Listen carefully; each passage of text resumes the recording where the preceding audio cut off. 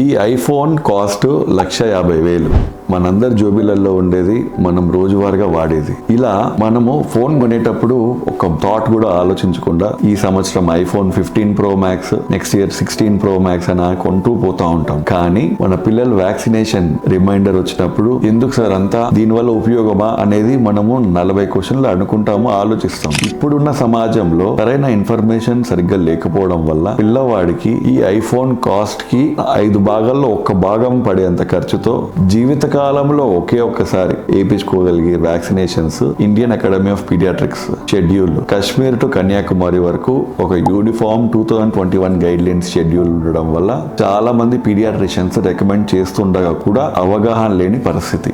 The point I want to make is vaccinate your child timely and offer them lifelong protection. ఒక్క vaccine can save them from so many preventable diseases.